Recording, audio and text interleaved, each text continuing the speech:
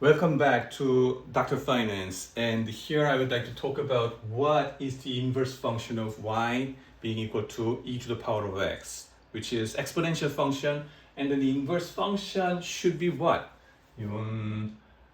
Y log of x should be it, right? By the definition of logarithmic function, right, inverse function, this is our promise that we made, the definition itself. Or you can say ln of x, but engineering guys or economists, they just use log. Everything is natural anyway. Log base e, right? Everything has to be based on e.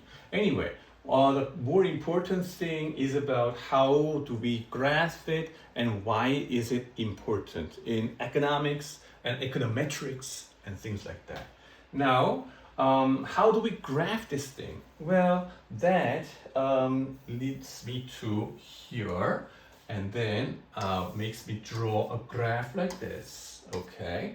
So I first draw the graph of y being equal to e to the power of x. What's the graph of it? Well, here is the origin, and here is 1, there is 1, y, and x, okay? Then the graph of this guy should pass through this point, because when x is 0, this guy has to be 1 no matter what. And then when x is 1, what should be it? Then it should be y should be equal to e to the power of 1, 2.71828, It's just irrational number, okay? So it has to be somewhere 2, 3, somewhere here, okay? And then somewhere there, it has to go through. So the function has to be shaped like this. When x is when x is negative, when x is negative, it has to be really asymptotically getting closer to 0. Okay, it never goes to negative area. Okay, so it asymptotically 점근선, getting closer to each other like that. So that's this function. Now, what about the graph of y being equal to log of x or ln of x? Okay. By definition, okay, you know this graph has to be symmetric with this one, okay, with respect to what? The 45 degrees line. That is y being equal to x. So has to be symmetric, 데칼코마니 kind of things going on. So it has to pass through this point, 1, 0. When it is 1, it has to be 0. And what about when y being equal to 1?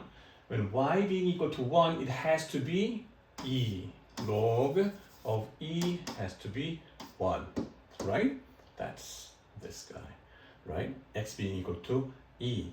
So this guy has to be somewhere 2, 3, somewhere here. And it goes through this. And then it has to be asymptotically getting closer to y-axis like this. And then turn like this. Yeah, very steep, like this.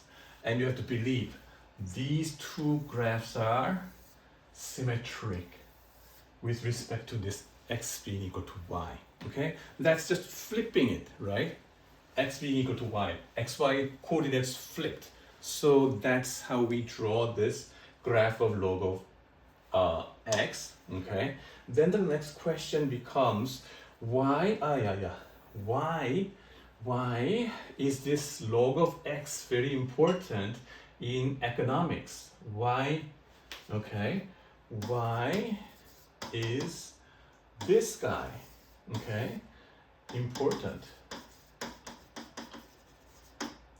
in stat, econ, econometrics, and things like that? Many reasons, right?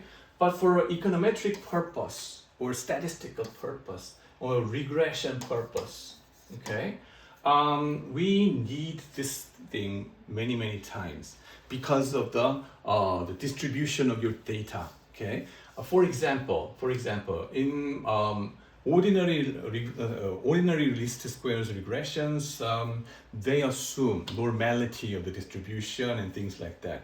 But the thing is, the normality of the variables, right, in their distribution, well, you wish that the data is, here's the average, right, and then normally distributed somehow, normally distributed. But, okay, if this variable is company size or income, like Bill Gates kind of rich guys, their income is not describable using this, normal distribution. You and me, we are average person, so our position will be close to the mean or median, right? Mean or median, like we will be somewhere here. We have a lot more people around here, concentrated. And then the rich guys, right? Extremely rich persons, their distribution looks in the tail, okay? They are located way above there. What's the problem? Another problem is that we don't have too much negativity in terms of income. And then when it comes to company size, everything is positive, right? And the distribution tends to be right skewed, okay, positively skewed, okay?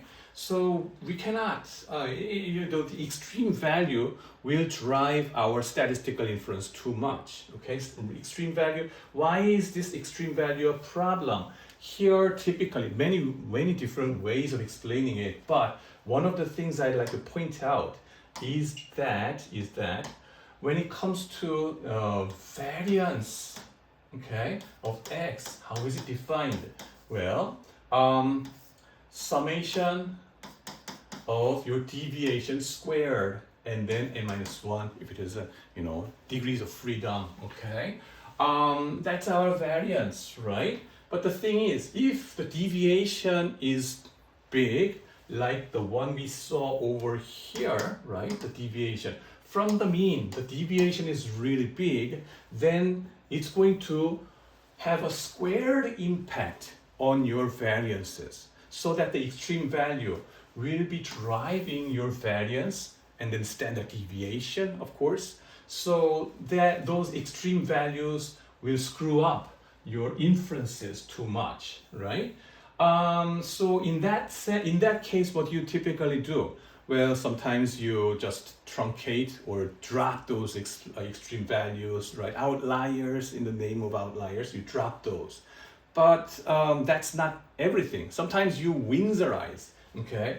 So that the distribution will be a lot tighter than before.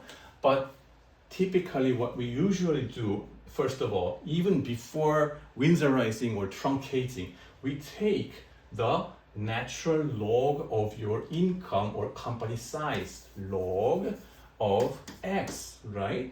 So if it is income, take the log of income. Then what happens to your distribution? Original data will be concentrated near here, concentrated all around here very, very much, okay? And then sparsely over there and then to the extreme, okay, like that. But if you use log function, what happens? Then this guy becomes here, whereas these concentrated guys gets more dispersed around here, okay? And then extreme guys over here, like this. So you're gonna see that more right skewed distribution becoming more symmetrically distributed, or like this, right? As you log transform, we call it log transformation, right? Like this, okay? So for, to avoid this kind of, positively skewed distributions, the problem of a statistical inference, we use natural log function and then use log of company size, log of company, personal income and things like that.